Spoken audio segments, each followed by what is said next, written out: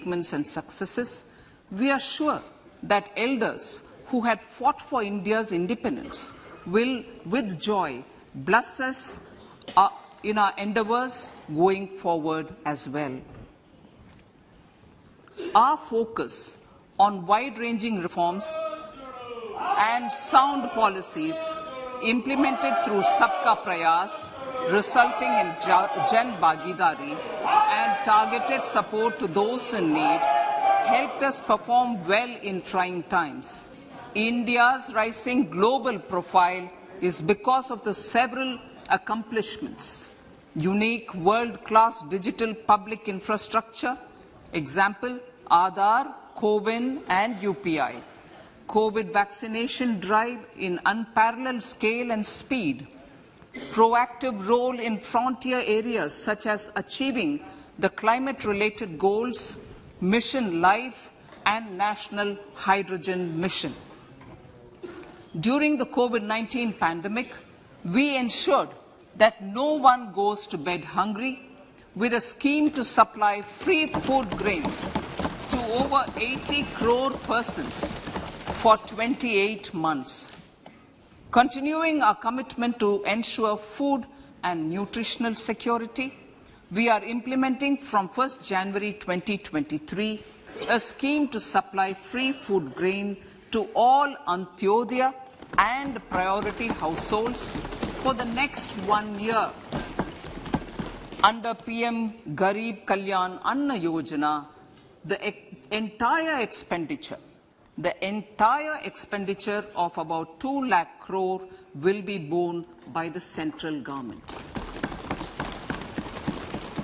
In these times of global challenges, the G20 presidency gives us a unique opportunity to strengthen India's role in the world economic order. With the theme of Vasudhaiva Kutumbakam, we are steering an ambitious, people-centric agenda to address global challenges and to facilitate sustainable economic development. The government's efforts since 2014 have ensured for all citizens a better quality of life and life of dignity. The per capita income has more than doubled to 1.97 lakh rupees. In these 9 years, the Indian economy has increased in size from being 10th to 5th largest in the world.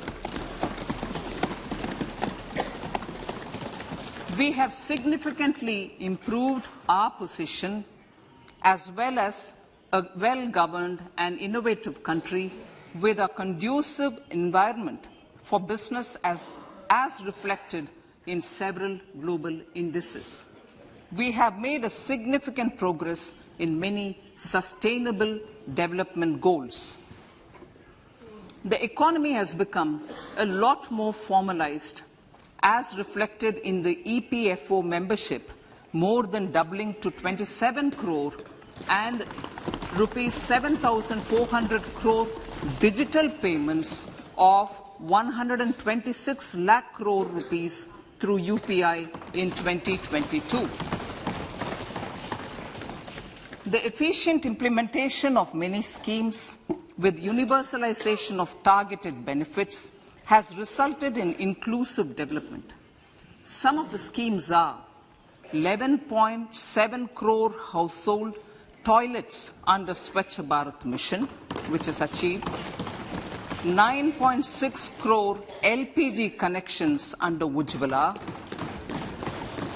220 crore COVID vaccination of 102 crore persons, 47.8 crore PM Jan Dhan bank accounts, insurance cover for 44.6 crore persons under PM Suraksha Bima and PM Jeevan Jyoti Yojana, and cash transfer of 2.2 lakh crores of rupees to 11.4 crore to over 11.4 crore farmers under PM Kisan Samman Nidhi. Our vision for the Amritkal includes technology-driven and knowledge-based economy with strong public finances and a robust financial sector. To achieve this, Jan Bhagidari through Sabka Saath, Sabka Prayas is essential. The economic agenda for achieving this vision focuses on three things. First, facilitating ample opportunities for citizens, especially the youth, to fulfill their aspirations.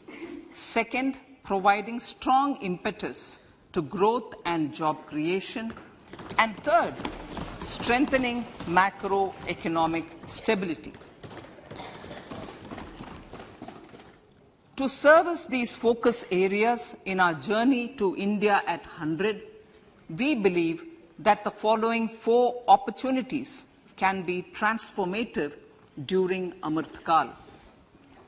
Economic empowerment of women.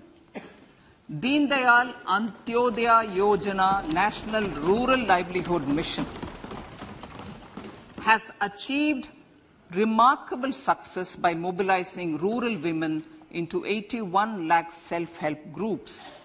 We will enable these groups to reach the next stage of economic empowerment through formation of large producer enterprises or collectives, with each having several thousand members and managed professionally. They will be helped with raw materials supply and for better design, quality, branding, and marketing of their products. Through supporting these policies, they will be enabled to scale up their operations to serve the large consumer markets, as has been the case with the several startups growing into unicorns.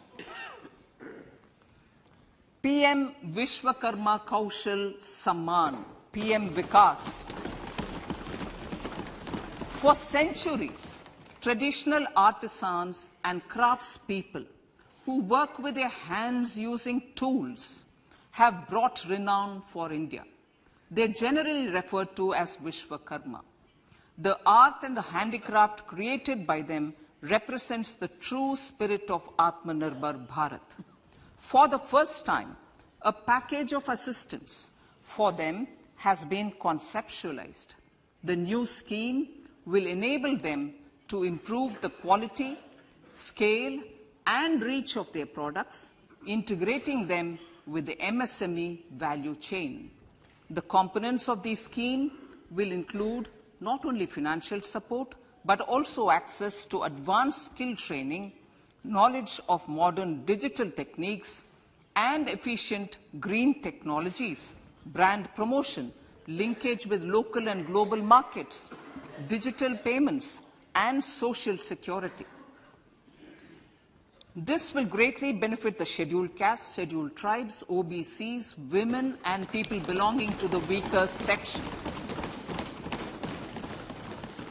Tourism.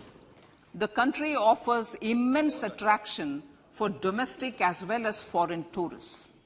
There is a large potential to be tapped in tourism. The sector holds huge opportunities for jobs and entrepreneurship for youth in particular.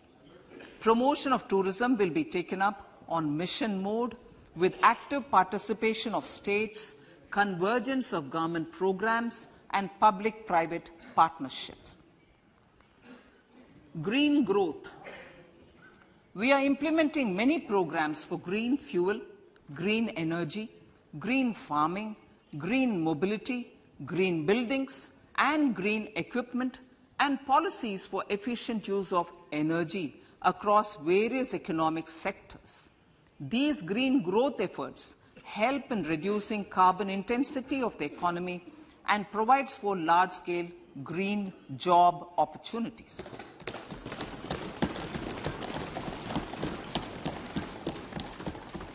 Priorities of this budget. The budget adopts the following 7 priorities. They complement each other and act as the Saptarishi guiding us through the Amritkal. Inclusive development, reaching the last mile, infrastructure and investment, unleashing the potential, green growth, youth power, and financial sector. I now speak on the priority number 1, inclusive development. The government's philosophy of Sabka Saath, Sabka Vikas has facilitated inclusive development covering in specific farmers, women, youth, OBCs, scheduled castes, scheduled tribes, Divyangjan, and economically weaker sections, and overall priority for the underprivileged, Vanchiton ko Variyata. There has also been a sustained focus on Jammu Kashmir, Ladakh, and the Northeast. This budget builds on those efforts. Digital public infrastructure for agriculture. Digital public infrastructure for agriculture will be built as an open source, open standard, and interoperable public good. This will enable inclusive farmer-centric solutions through relevant information services for crop planning and health, improved access to farm inputs, credit and insurance, help for crop estimation, market intelligence, and support for growth of agri-tech industry and startups.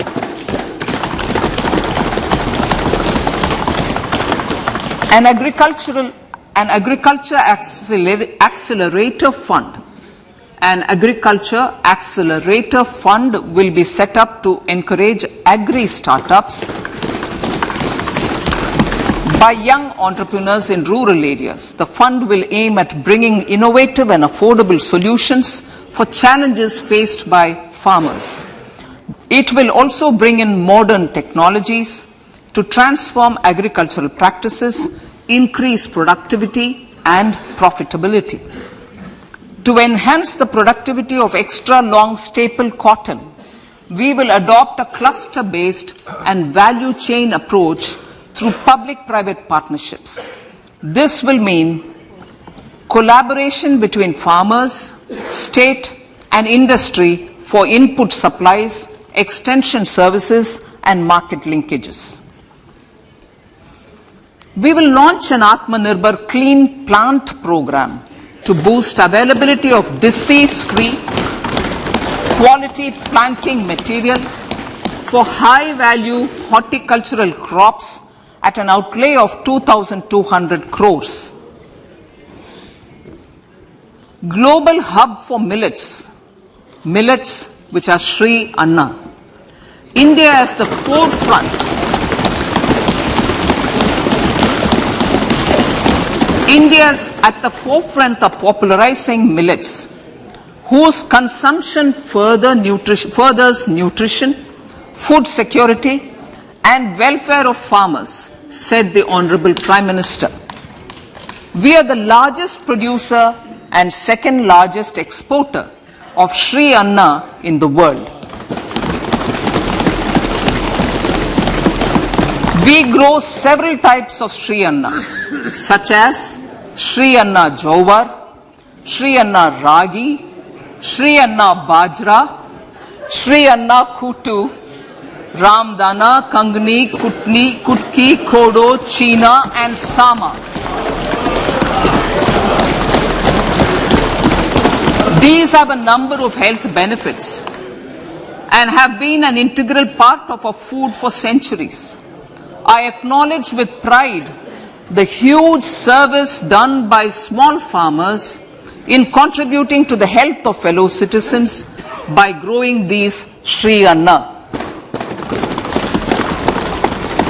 Now, to make India a global hub for Sri Anna, the Indian Institute of Millet Research, ideally Indian Institute of the Sri Anna Research, Hyderabad, will be supported as the center of excellence for sharing best practices, research, and technologies at the international level. The agricultural credit target will be increased to 20 lakh crores with focus on animal husbandry, dairy, and fisheries. We will launch a new sub-scheme for of PM Matsya Sampada Yojana, which is an existing scheme, but we launch a new sub-scheme with targeted investment of 6,000 crores to further enable activities of fishermen, fish vendors, and micro and small entrepreneurs, improve value chain efficiencies, and expand the market. For farmers, especially small and marginal farmers and other marginalized sections, the government is promoting cooperative-based economic development model.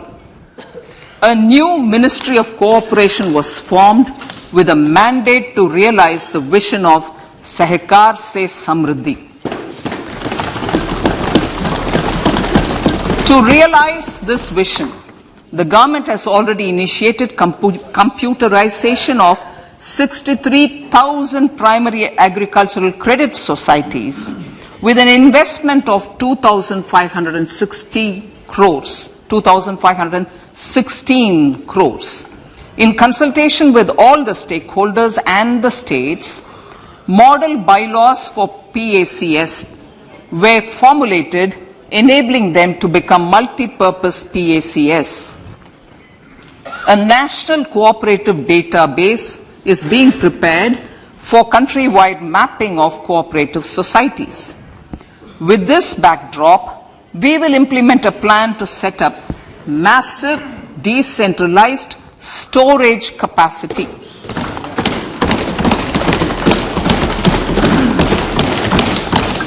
This will help farmers store their produce and realize remunerative prices through sale at appropriate times. The government will also facilitate setting up of a large number of multi-purpose cooperative societies, primary fishery societies, and dairy cooperative societies in uncovered panchayat and villages in the next 5 years.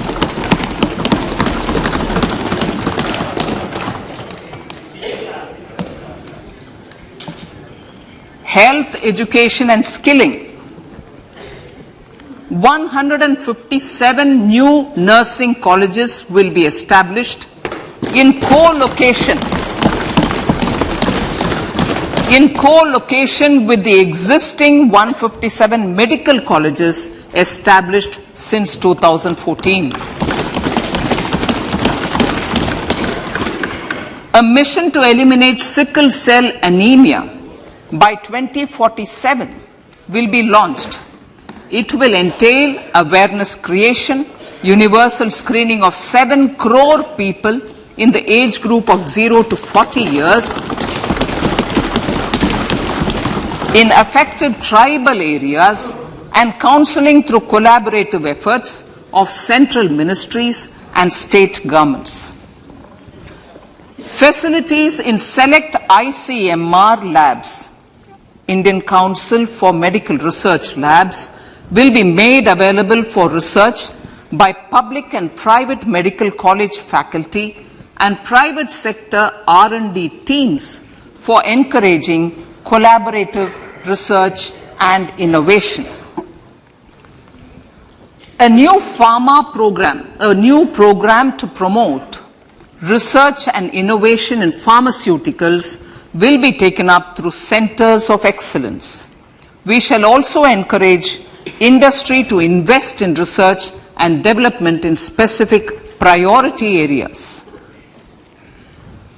Dedicated multidisciplinary courses for medical devices will be supported in existing institutions to ensure availability of skilled manpower for futuristic medical technologies, high-end manufacturing, and research. Teachers' training.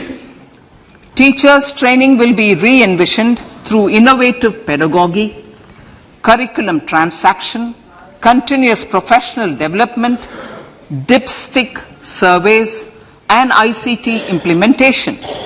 The District Institute of Education and Training will be developed as vibrant institutes of excellence for this purpose.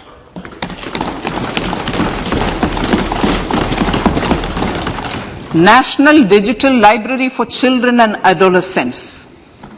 A national digital library for children and adolescents will be set up for facilitating availability of quality books across geographies, languages, genres, and levels, and device-agnostic accessibility.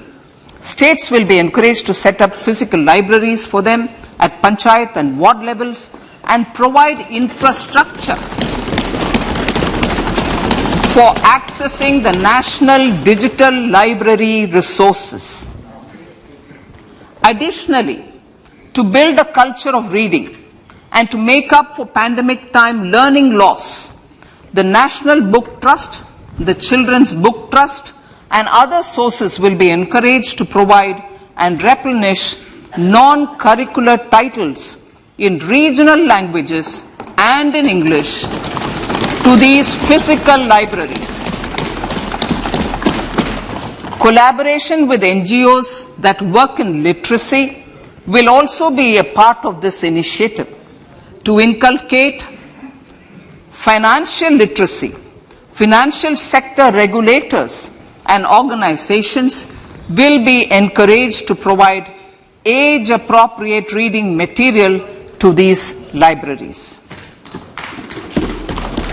I move to priority 2, reaching the last mile. Prime Minister Vajpayee's government had formed the Ministry of Tribal Affairs and the Department of Development of Northeast Region to provide a sharper focus to the objective of reaching the last mile. Our government has formed the Ministries of Ayush, Fisheries, Animal Husbandry and Dairying, Skill Development, Jal Shakti and Cooperation. Building on the success of the Aspirational Districts program, the government has recently launched the Aspirational Blocks program, covering 500 blocks for saturation of essential government services across multiple domains such as health, nutrition, education, agriculture, water resources, financial inclusion, skill development and basic infrastructure. Manya Speaker, Sir, Pradhan Mantri PVTG, which is Primitive Vulnerable Tribal Groups Development Mission, is being launched. To improve socio-economic conditions of the particularly vulnerable tribal groups, the PVTGs as we refer them to, Pradhan Mantri PVTG Development Mission will be launched. This will saturate PVTG families and habitations with basic facilities such as safe housing, clean drinking water and sanitation, improved access to education, health, nutrition, road and telecom connectivity, and sustainable livelihood opportunities. An amount of 15,000 crores will be made available to implement the mission in the next 3 years under the Development Action Plan for the Scheduled Tribes. Ekalavya Model Residential Schools. In the next 3 years, Center will recruit 38,800 teachers and support staff for the 740 Ekalavya Model Residential Schools, which is serving 3.5 lakh tribal students.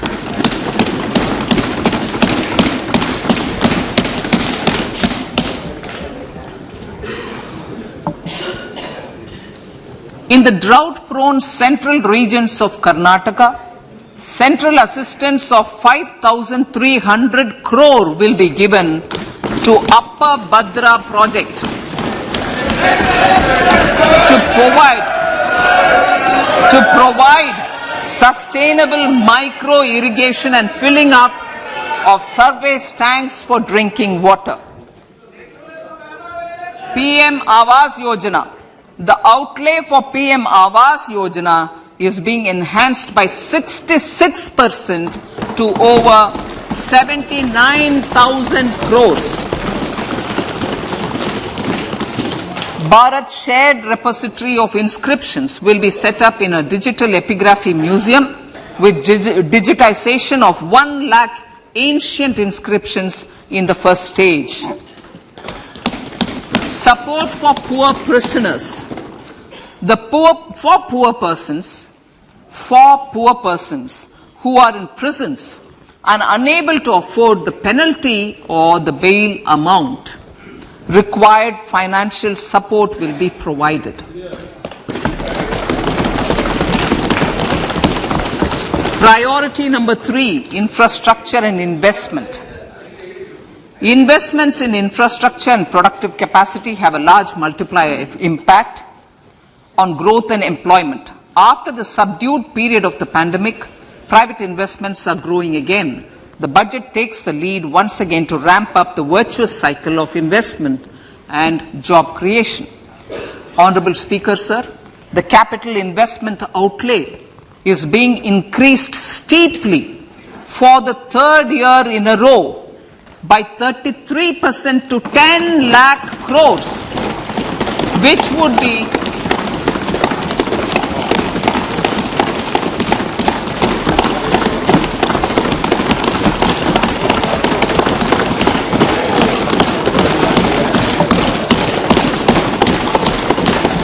which would be 3.3% of GDP.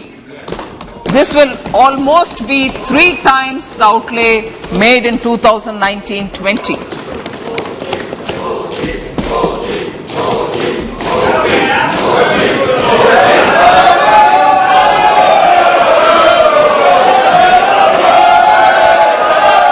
This substantial increase in recent years is central to the government's efforts to enhance growth potential and job creation, crowd in private investments, and provide a cushion against global headwinds. The direct capital investment by the centre is complemented by the provision made for creation of capital assets through grants and aids to state. The effective capital expenditure of the centre is budgeted at 13.7 lakh crore rupees, which will be 4.5% of GDP. Support to state governments for capital investment. I have decided to continue the 50-year interest-free loan to state governments for 1 more year to spur investment in infrastructure and to incentivize them for complementary policies actions with a significantly enhanced outlay of 1.3 lakh crores. The newly established Infrastructure Finance Secretariat will assist all stakeholders for more private investment in infrastructure, including railways, roads, urban infrastructure and power, which are predominantly depend on public resources. The harmonized master list of infrastructure will be reviewed by an expert committee for recommending the classification and financing framework suitable for Amrit Kal. A capital outlay, I'm talking about railways now, sir, Honorable Speaker, railways. A capital outlay of 2.40 lakh crores has been provided for the railways. This is the highest ever outlay this highest ever outlay is about 9 times the outlay made in 2013-14. 100 critical transport infrastructure projects for last and first mile connectivity for ports, coal, steel, fertilizer and food grain sectors have been identified. They will be taken up on priority with investment of 75,000 crores, including 15,000 crore from private sources. 50 additional airports, heliports, water aerodromes, and advanced landing grounds will be revived for improving regional air connectivity.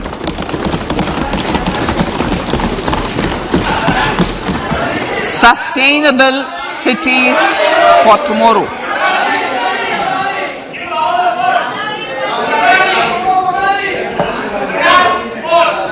States and cities will be encouraged to undertake urban planning reforms and actions to transform our cities into sustainable cities of tomorrow. This means efficient use of land resources, adequate resources for urban infrastructure, transit-oriented development, enhanced availability and affordability of urban land and opportunities for all. Through property tax governance reforms and ring-fencing user charges on urban infrastructure, cities will be incentivized to improve their creditworthiness for municipal bonds. Like the RIDF, an Urban Infrastructure Development Fund will be established through use of priority sector lending shortfall. This will be managed by the National Housing Bank and will be used by public agencies to create urban infrastructure in Tier 2 and Tier 3 cities. States will be encouraged to leverage resources from the grants of the 15th Finance Commission as well as existing schemes to adopt appropriate user charges while accessing the UIDF.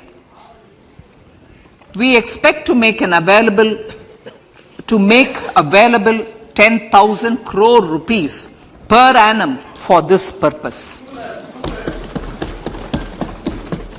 All cities and towns will be enabled for 100% mechanical desludging of septic tanks and sewers to transition from manhole to machine hole mode.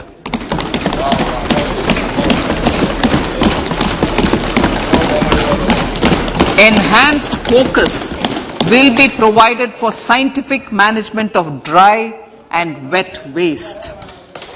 Honorable Speaker, sir, our Prime Minister had said, good governance is the key to a nation's progress. Our government is committed to providing a transparent and accountable administration which works for the betterment and welfare of common citizens. Mission Karma Yogi. Under Mission Karma Yogi, Centre, states and the Union territories are making and implementing capacity building plans for civil servants. The government has also launched an integrated online training platform, I Got Karma Yogi, to provide continuous learning opportunities for lakhs of government employees to upgrade their skills and facilitate people-centric approach. Sir, for enhancing ease of doing business, more than 39,000 compliances have been reduced and more than 3,400 legal provisions have been decriminalized.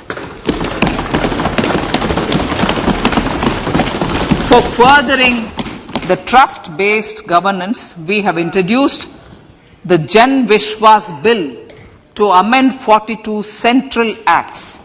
This budget proposes a series of measures to unleash the potential of our economy. Centers of Excellence for Artificial Intelligence. For realizing the vision of Make AI in India and Make AI Work for India, 3 Centers of Excellence for Artificial Intelligence will be set up in top educational institutions. Leading industry players will partner in conducting interdisciplinary research, develop cutting-edge applications, and scalable problem solutions in the areas of agriculture, health, and sustainable cities.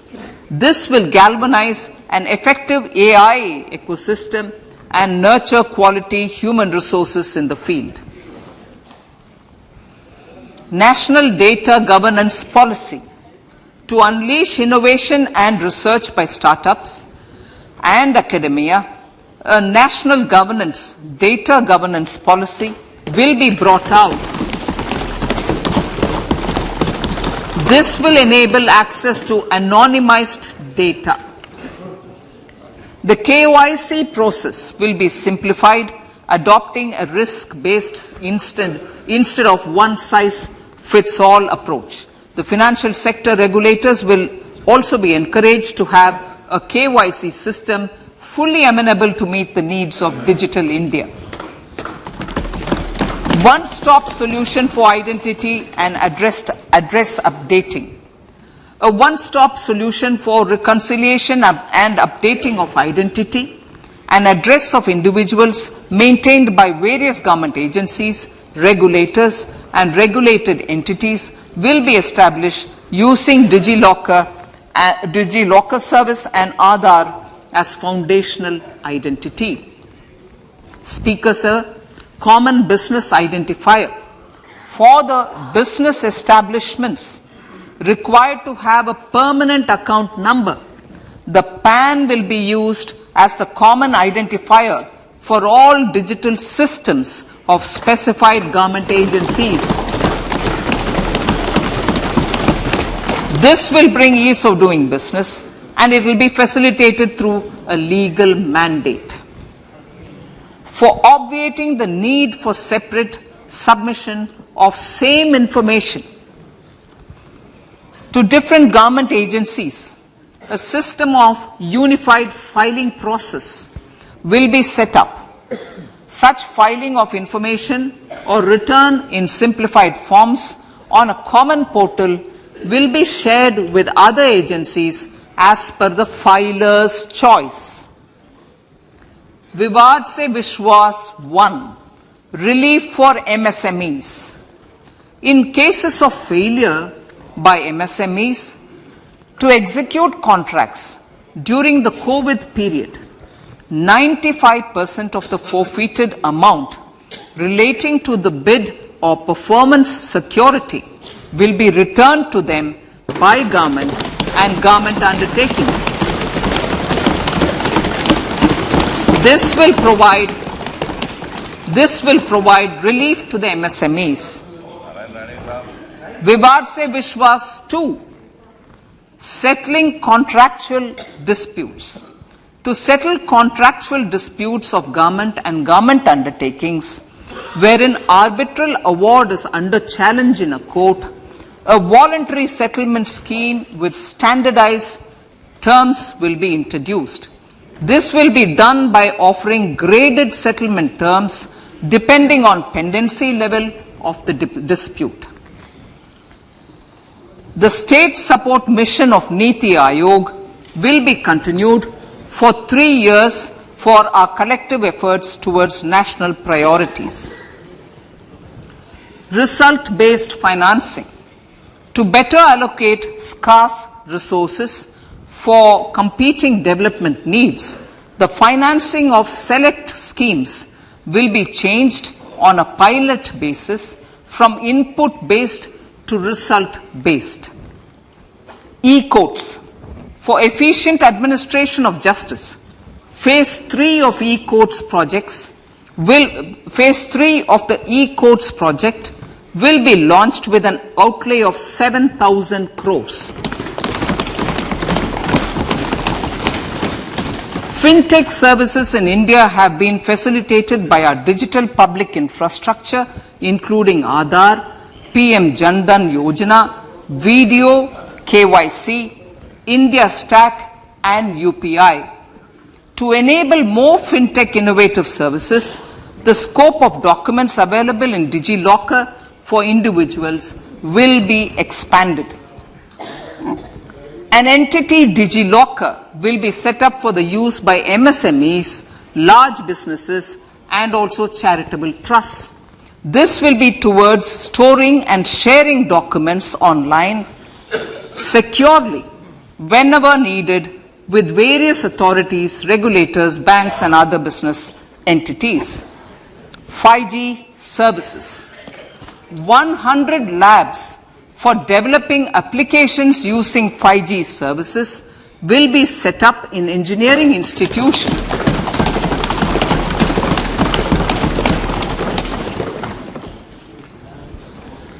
To realize a new range of opportunities, business models, and employment potential. The labs will cover, among others, applications such as smart classrooms, precision farming, intelligent transport systems, and healthcare applications. Lab-grown diamonds. Lab-grown diamonds is a technology and innovation-driven emerging sector with high employment potential. These environment-friendly diamonds, which have optically and chemically the same properties as natural diamonds. To encourage indigenous production of LGD, lab-grown diamond seeds and machines, and to reduce import dependency, a research and development grant will be provided to one of the IITs for 5 years. To reduce the cost of production, a proposal to review the custom duty on LGD seeds will be indicated in Part B of the speech. I come to the fifth priority, Honourable Speaker, sir, green growth. Honourable Prime Minister has given a vision for life or lifestyle for environment to spur a movement of environmentally conscious lifestyle. India is moving forward firmly for the Panchamrit, the net zero carbon emission by 2070 to usher in green industrial and economic transition. This budget builds on our focus on green growth. The recently launched National Green Hydrogen Mission, with an outlay of 19,700 crores, will facilitate transition of the economy to low carbon intensity, reduce dependence on fossil fuel imports, and make the country assume technology and market leadership in this sunrise sector. Our target is to reach an annual production of 5 MMT by 2030. Energy transition. This budget provides for 35,000 crores for priority capital investment towards energy transition and net zero objectives and energy security by Ministry of Petroleum and Natural Gas. To steer the economy on sustainable development path, battery energy storage systems with capacity of 4,000 MWH will be supported with viability gap funding. A detailed framework for pumped storage projects will also be formulated. Renewable energy evacuation. The interstate transmission system for evacuation and grid integration of 13 gigawatt renewable energy from Ladakh will be constructed with investment of 20,700 crore, including central support of 8,300 crores. Green Credit Program. For encouraging behavioral change, a green credit program will be notified under the Environment Protection Act. This will incentivize environmentally sustainable and responsive actions by companies, individuals, and local bodies, and help mobilize additional resources for such activities. PM Program for Restoration, Awareness, Nourishment and Amelioration of Mother Earth, PM Pranam, will be launched to incentivize states and union territories to promote alternative fertilizers and balanced use of chemical fertilizers. Go Bardhan Scheme. 500 new waste to wealth plants under Go Bardhan, galvanizing organic bio-agro resources done. Go Bardhan scheme will be established for promoting circular economy. These will include 200 compressed biogas plants, including 75 plants in urban areas and 300 community or cluster-based plants at a total investment of 10,000 crores. I will refer to this in Part B also. In due course, a 5% CBG mandate will be introduced for all organizations marketing natural and biogas. For collection of biomass and distribution of biomanure, appropriate fiscal support will also be provided. Bharatiya Prakritik Kheti Bio Input Resource Centers. Over the next 3 years, we will facilitate 1 crore farmers to adopt natural farming. For this, Honorable Speaker, 10,000 bio input resource centers will be set up, creating a national level distributed micro fertilizer and pesticide manufacturing network. Mishti.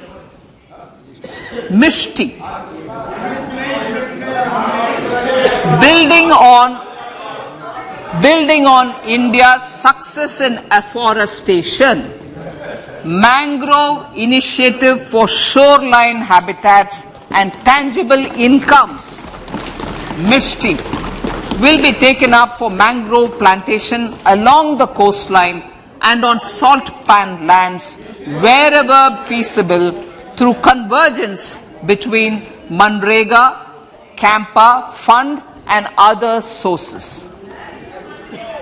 Amrit Dharohar.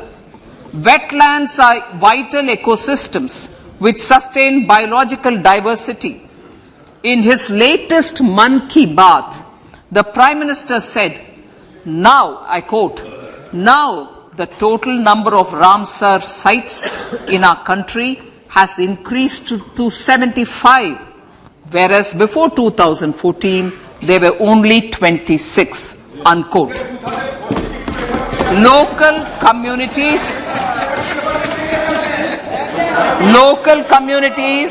have always been at the forefront of conservation efforts. The government will promote their unique conservation values through Amrit Dharohar, a scheme that will be implemented over the next 3 years to encourage optimal use of wetlands and enhance biodiversity, carbon stock, ecotourism opportunities and income generation for local communities. Coastal shipping. Coastal shipping will be promoted as the energy efficient and lower cost mode of transport, both for passengers and freight, through PPP mode with viability gap funding. Vehicle replacement. Vehicle replacement is an important continuing policy, replacing the old political,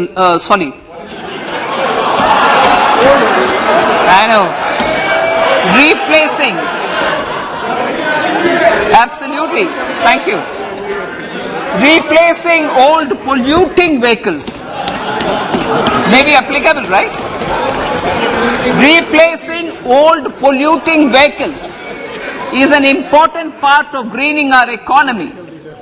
In furtherance of the vehicle scrapping policy mentioned in Budget 21-22, I have allocated adequate funds to scrap old vehicles of the central government.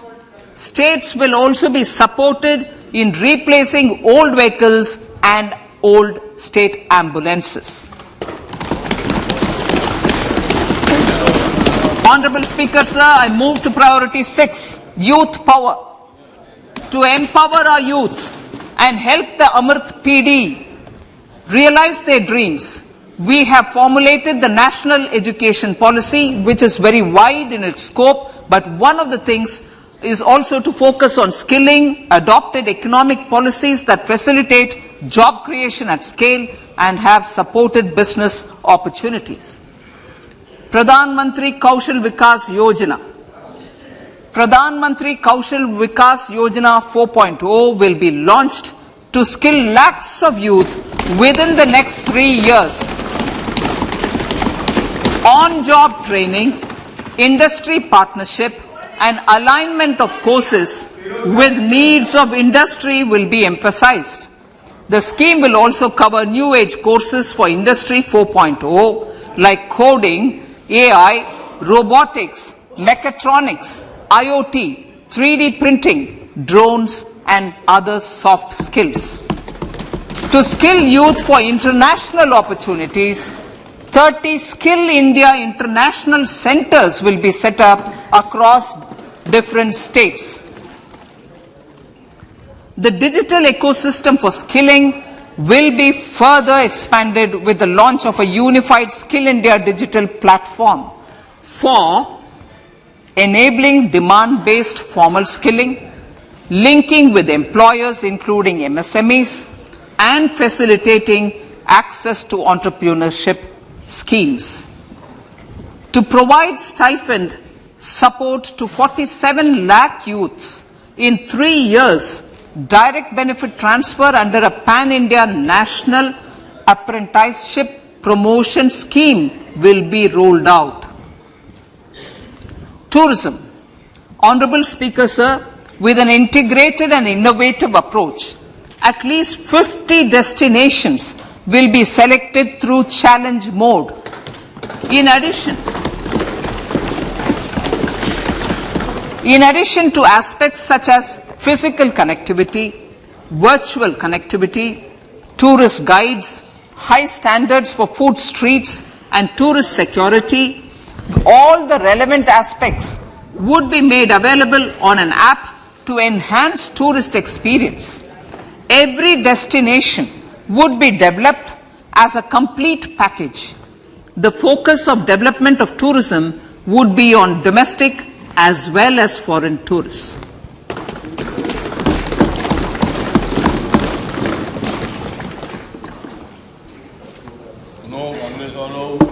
Sector-specific skilling and entrepreneurship development will be dovetailed to achieve the objectives of Dekho Apna Desh initiative. This was launched as an appeal by the Honorable Prime Minister to the middle class to prefer domestic tourism over international tourism. The integrated development of theme-based tourist circuits, the Swadesh Darshan scheme, was also launched.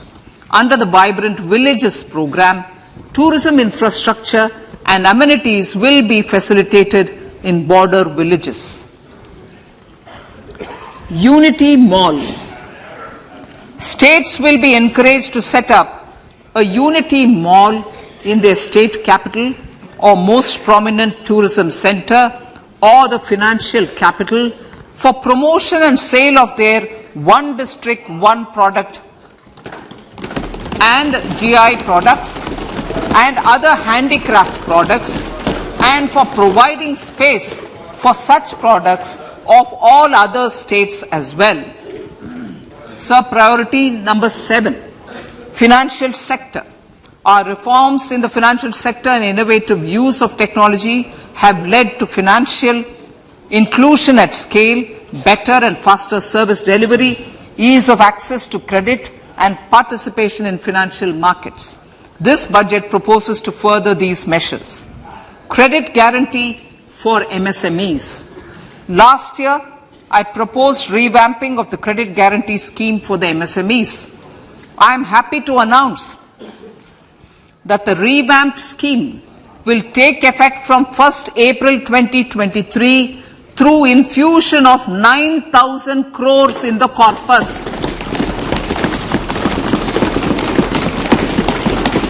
This will enable additional collateral-free guaranteed credit of 2 lakh crores of rupees. Further, the cost of credit will be reduced by about 1%. A National Financial Information Registry will be set up to serve as a central repository of financial and ancillary information. This will facilitate efficient flow of credit, promote financial inclusion, and foster financial stability. A new legislative framework will govern this credit public infrastructure and will be designed in consultation with the RBI.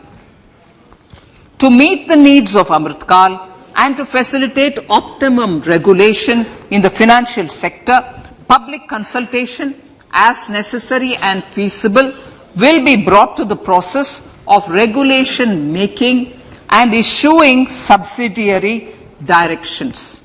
To simplify, to ease, and to reduce cost of compliance, financial sector regulators will be requested to carry out a comprehensive review of existing regulations. For this, they will consider suggestions from public and regulated entities.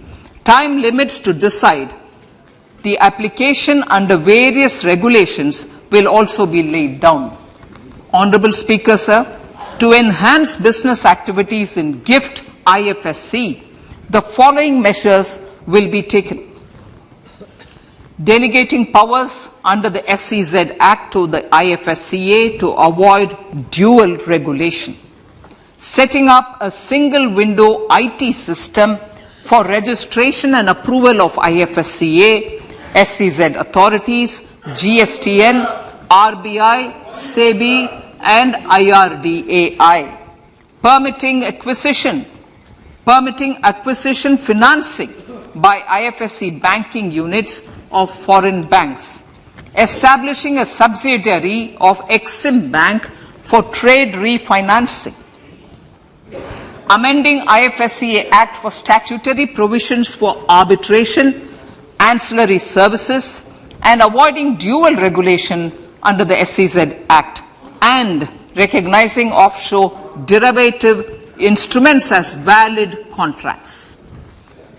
Honorable Speaker, sir, data embassy.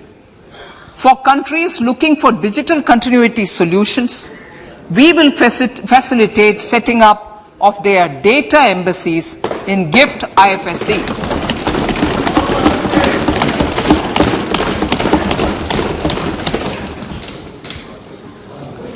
Improving governance and investor protection in banking sector. To improve bank governance and enhance investors' protection, certain amendments to the Banking Regulation Act, the Banking Companies Act, and the Reserve Bank of India Act are being proposed. Capacity building in securities market.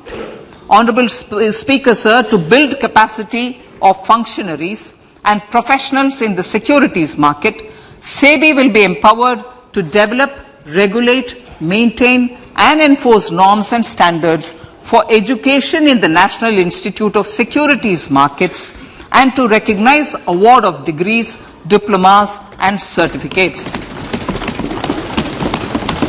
A central processing center will be set up for faster response to companies through centralized handling of various forms filed with field officers under the Companies Act. Reclaiming of shares and dividends. For investors to reclaim unclaimed shares and unpaid dividends from the Investor Education and Protection Fund Authority with ease, from the Investor Education and Protection Fund Authority with ease, an integrated IT portal will be established. Digital payments continue to find wide acceptance. In 2022, they show an increase of 76% in transaction and 91% in value. Fiscal support for this digital public infrastructure will continue in 2023-2024. Azadi Ka Amrit Mahotsav, Mahila Samman Bachat Patra. For commemorating Azadi Ka Amrit Mahotsav, a one-time new small savings scheme, Mahila Samman Savings Patra or Savings Certificate, Mahila Samman Savings Certificate will be made available for a 2-year period up to March 2025.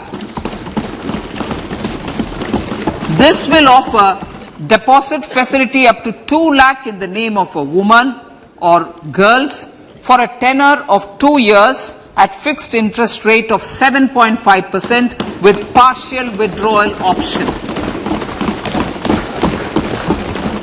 Senior citizens.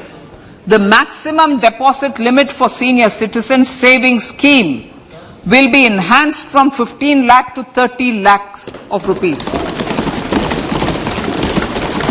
The maximum deposit limit for monthly income account scheme will be enhanced from 4.5 lakh to 9 lakh for single account and from 9 lakh to 15 lakh for joint account. Honorable Speaker, sir, fiscal management. 50 years interest-free loan to states. The entire 50-year loan to states has to be spent on capital expenditure within 2023-24. Most of this will be at the discretion of the states, but a part will be conditional on states increasing their actual capital expenditure. Parts of the outlay will also be linked to or allocated for the following purposes: scrapping old government vehicles, urban planning reforms and actions, financing reforms in urban local bodies to make them credit-worthy for municipal bonds, housing for police personnel above or as part of the police station, constructing unity malls, children and adolescent libraries and digital infrastructure, and state share of capital expenditure of central schemes. Honorable Speaker, sir, fiscal deficit of states. States will be allowed a fiscal deficit of 3.5% of GSDP, of which 0.5% will be tied to power sector reforms. Revised estimates 2022 to 2023. The revised estimate, Honorable Speaker, sir, of the total receipts other than borrowing is 24.3 lakh crores, of which the net tax receipts are 20.9 lakh crores. The revised estimate of the total expenditure is 41.9 lakh crores of rupees, of which the capital expenditure is about 7.3 lakh crores. The revised estimate of the fiscal deficit is 6.4% of GDP, adhering to the budget estimate. So budget estimates of 2023-24. Coming to 2023-24, the total receipts other than borrowings and the total expenditure are estimated at 27.2 lakh crores and 45 lakh crores respectively. The net tax receipts are estimated at 23.3 lakh crores. The fiscal deficit is estimated to be 5.9% of the GDP. In my budget speech for 21-22, I had announced that we plan to continue the path of fiscal consolidation, reaching a fiscal deficit of below 4.5% by 2025-26 with a fairly steady decline over the period. We have adhered to this path, and I reiterate my intention to bring the fiscal deficit below 4.5% of GDP by 2025-26. To finance the fiscal deficit in 2023-24, the net market borrowings from dated securities are estimated at 11.8 lakh crores. The balance financing is expected to come from small savings and other sources. The gross market borrowings are estimated at 15.43 lakh crores of rupees. Honorable Speaker, sir, I now move to Part B.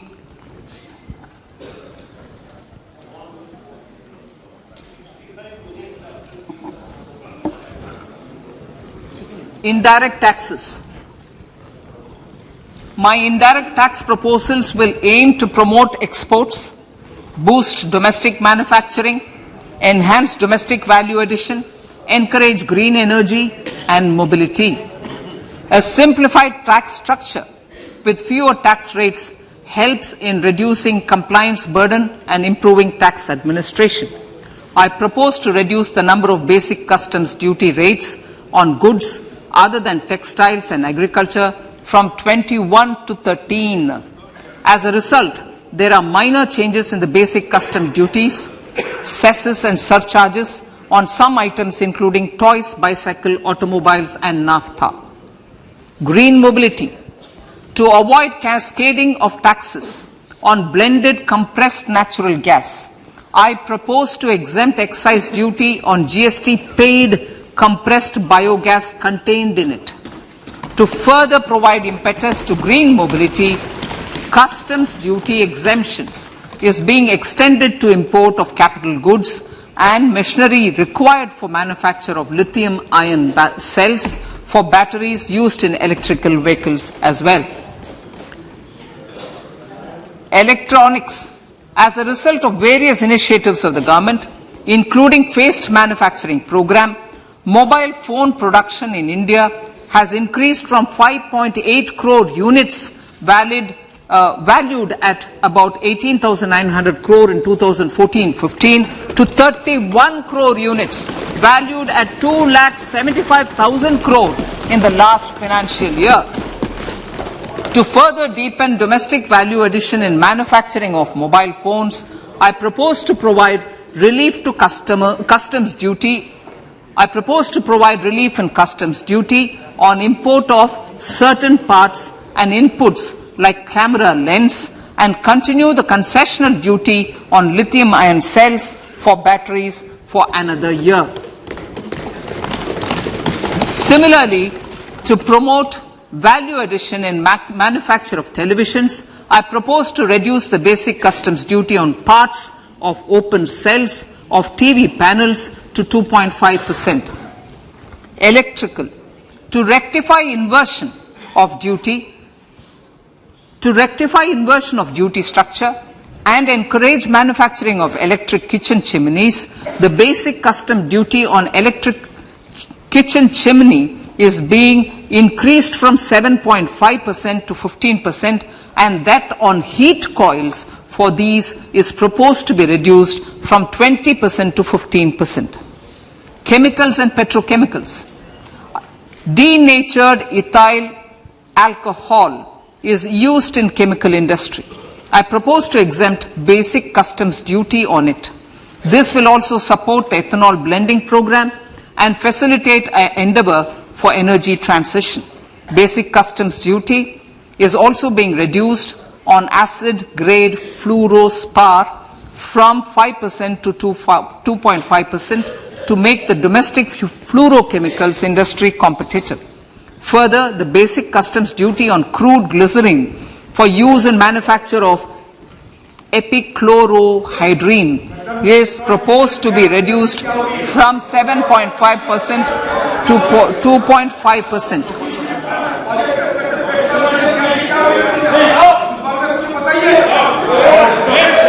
Marine products. In the last financial year, marine products recorded the highest export growth, benefiting farmers in the coastal states of the country. To further enhance the export competitiveness of marine products, particularly shrimps, duty is being reduced on key inputs for domestic manufacture of shrimp feed. India is a global leader, as I said in Part A, in cutting and polishing of natural diamonds, contributing about 3/4 of the global turnover by value. With the depletion of deposits of natural diamonds, the industry is moving towards lab-grown diamonds, and it holds huge promise. To seize this opportunity, I propose to reduce the basic customs duty on seeds used in their manufacture. Customs duties on dore or doré and bars of gold and platinum were increased earlier this fiscal. I propose to increase the duties on articles made therefrom to enhance the duty differential. I also propose to increase the import duty on silver doors, bars and articles to align them with that on gold and platinum. To facilitate availability of raw materials for the steel sector, exemptions from basic custom duty on raw materials for manufacture of CRGO steel, ferrous scrap and nickel cathode is being continued. Similarly, the concessional BCD of 2.5% on copper scrap is also being continued to ensure the availability of raw materials for secondary copper producers who are mainly in the MSME sectors. Compounded rubber. The basic custom duty rate on compounded rubber is being increased from 10% to 25% or 30 kg, whichever is lower, at par with that of natural rubber other than latex, to curb circumvention of duty. Cigarettes. National calamity contingent duty on specified cigarettes was last revised 3 years ago. This is proposed to be revised upwards by about 16%. Direct taxes. I now come to my direct tax proposals. Honourable Speaker, these proposals aim to maintain continuity and stability of taxation, further simplify and rationalize various provisions to reduce the compliance burden, promote the entrepreneurial spirit and provide tax relief to citizens. It has been constant endeavour of the Income Tax Department to improve taxpayers' services by making compliance easy and smooth. Our taxpayers portal received a maximum of 72 lakh returns in a day, processed more than 6.5 crore returns this year. Average processing period reduced from 93 days in financial year 13-14 to 16 days only now. And 45% of the returns were processed within 24 hours. We intend to further improve this, roll out the next generation common IT return form for taxpayer convenience, and also plan to strengthen the grievance redressal mechanism. MSMEs and professionals. MSMEs are growth engines of our economy. Micro enterprises with turnover up to 2 crore of rupees and certain professionals with turnover of up to 50 lakh rupees can avail the benefit of presumptive taxation. I propose to provide enhanced limits of 3 crore and 75 lakh respectively to the taxpayers whose cash receipts are no more than 5%. Whose cash receipts are no more than 5%.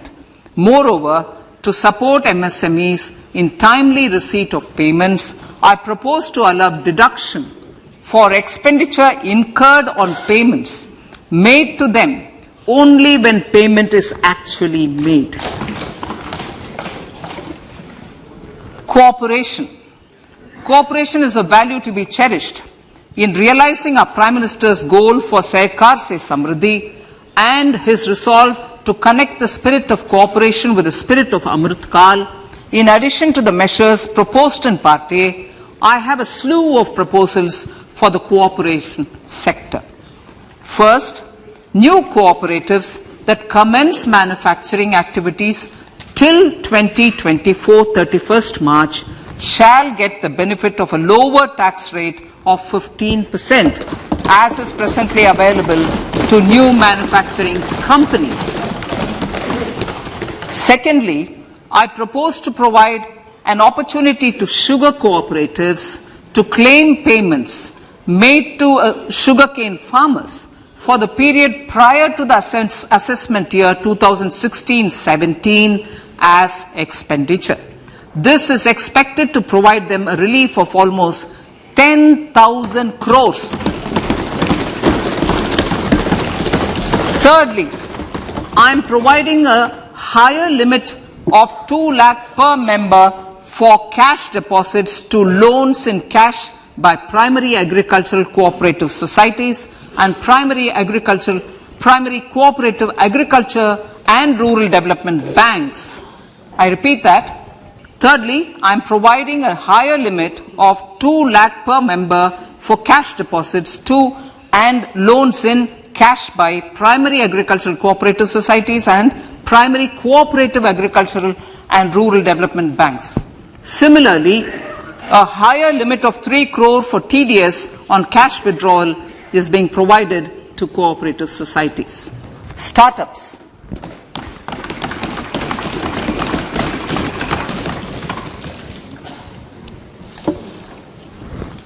Entrepreneurship is vital for a country's economic development. We have taken a number of measures for startups and they have borne results. India is now the third largest ecosystem for startups globally and ranks second in innovation quality among middle-income countries. I propose to extend the date of incorporation for income tax benefits to startups from 31/3/2023 to 31/3/2024. I further propose to provide the benefit of carry forward of losses on change of shareholding of startups from 7 years of incorporation to 10 years.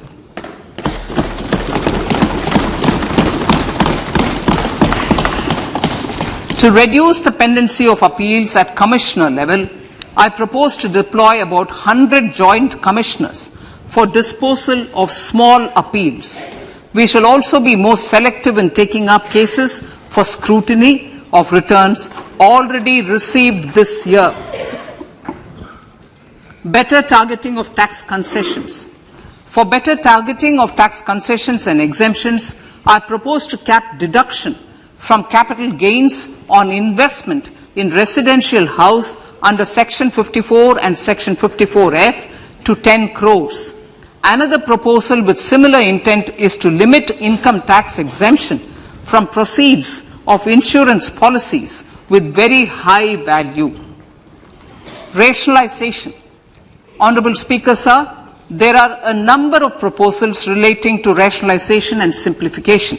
Income of authorities, boards and commissions set up by statutes of union or state for the purpose of housing, development of cities, towns and villages, and regulating and developing an activity or matter is proposed to be exempted from income tax. Other major measures in this direction are removing the minimum threshold of 10,000 for TDS and clarifying taxability relating to online gaming, not treating conversion of gold into electronic gold receipts and vice versa as capital gains, reducing the TDS rate from 30% to 20% on taxable portion of EPF withdrawals in non-PAN cases, and taxation on income for market-linked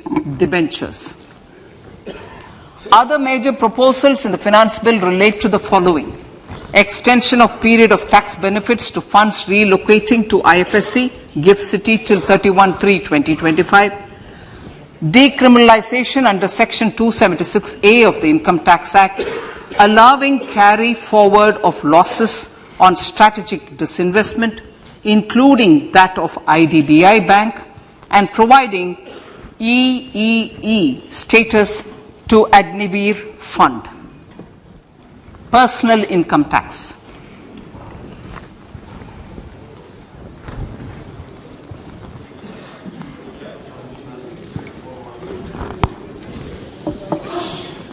Now I come to what everyone is waiting for. Personal income tax. I have 5 major announcements to make in this regard. These primarily benefit our hard-working middle class. The first one concerns rebate. Currently, those with income up to 5 lakh do not pay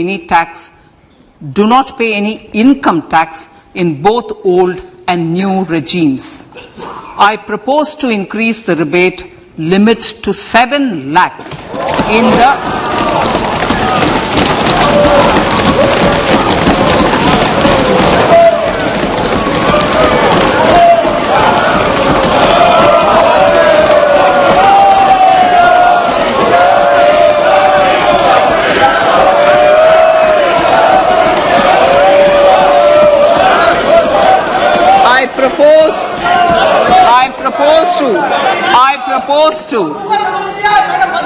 I propose to increase the rebate limit to 7 lakh in the new tax regime.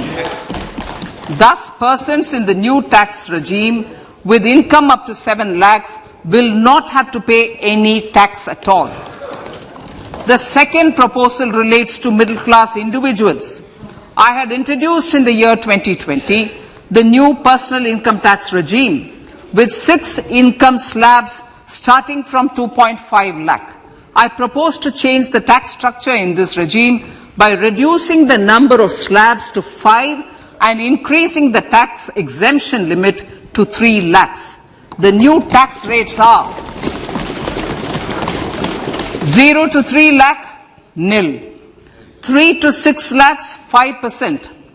6 to 9 lakhs, 10%. 9 to 12 lakh, 15%. 12 to 15 lakhs, 20%. And above 15 lakhs, 30%. This will provide major relief to all taxpayers in the new regime.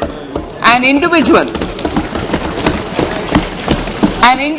with an annual income of 9 lakhs will be required to pay only 45,000 rupees.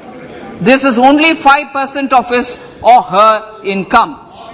It is a reduction of 25% on what he or she is required to pay now. That is 60,000. So in the place of 60,000, it is now only 45,000. Similarly, an individual with an income of 15 lakh rupees would be required to pay only 1.5 lakh or 10% of his income or her income, a reduction of 20% from the existing liability of 1,87,500 rupees. My third proposal is for the salaried class and the pensioners, including family pensioners, for whom I propose to extend the benefit of standard deduction to the new tax regime.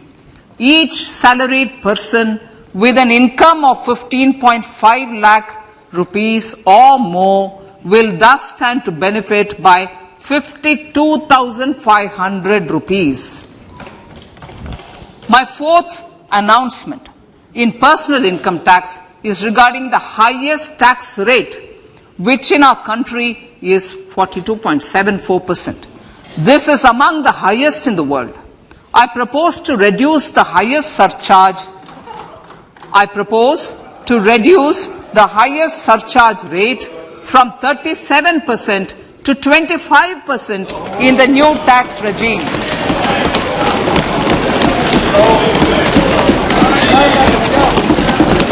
This would result in reduction of the maximum rate. This would result in the reduction of the maximum tax rate to 39%.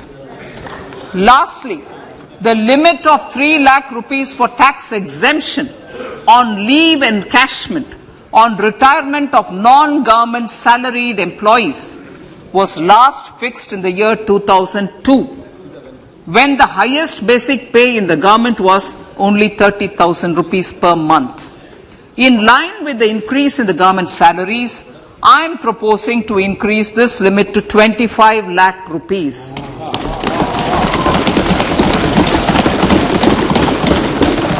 We are also making the new income tax regime as the default tax regime.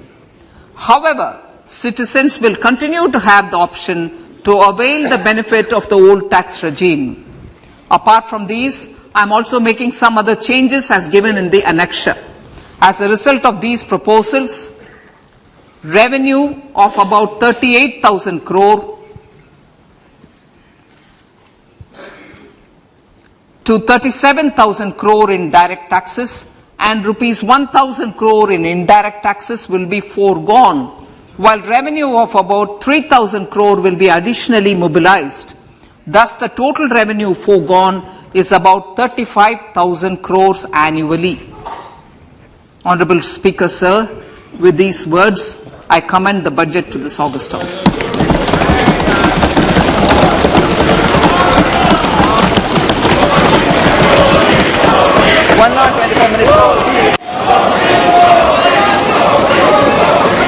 Item number 1, माननीय item number 2 Shrimati Nirmala Sitharaman ji, Sir, with your permission, I lay on the table of the following statements.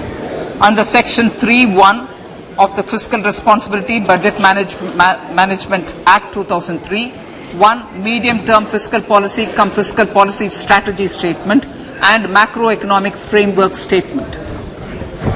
माननीय सदस्यगण, जैसा कि आपको समाचार भाग 2 के माध्यम से पहले ही सूचित किया जा चुका है कि माननीय वित्त मंत्री जी के बजट भाषण की प्रतियां हार्ड कॉपी के रूप में उपलब्ध कराई गई है। आप बजट भाषण की अपनी अपनी प्रति प्रकाशन पलक से ले लें। आपको ये भी सूचित किया जाता है कि माननीय मंत्री द्वारा बजट प्रस्तुत किए जाने के पश्चात उसकी प्रतियां आपको मेंबर्स पोर्टल के माध्यम से उपलब्ध करा दी जाएगी। आइटम नंबर 3, माननीय मंत्री जी, वित्त मंत्री जी। Sir, with your permission, I rise to move for leave to introduce the Finance Bill 2023. प्रश्न ये कि विधेयक को पुनर्स्थापित करने की अनुमति प्रदान की जाए। जो सदस्य इसके पक्ष में हाँ कहें, जो सदस्य विरोध में ना कहें। मेरे विचार में निर्णय हाँ वालों के पक्ष में, हाँ वालों के पक्ष में। माननीय मंत्री जी विधेयक को पुनर्स्थापित करें। Sir, I introduce the bill. सभा की कार्रवाई कल गुरुवार दिनांक 2 फरवरी 2023 को प्राप्त 11 बजे तक के लिए स्थगित की जाती है।